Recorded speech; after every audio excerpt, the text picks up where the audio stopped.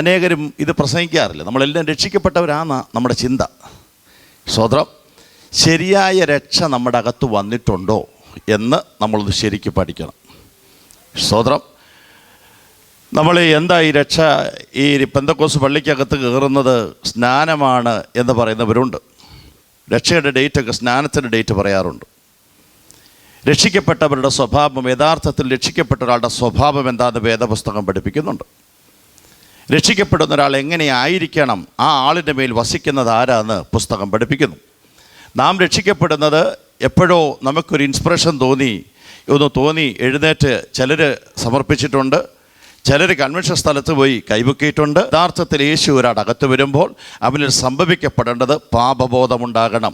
പാപബോധമുണ്ടാകാത്ത രക്ഷയല്ല, അതൊരു അറിവാണ്. അറിവിലൂടെ മാത്രം യേശുവിനെ അറിയുന്നു.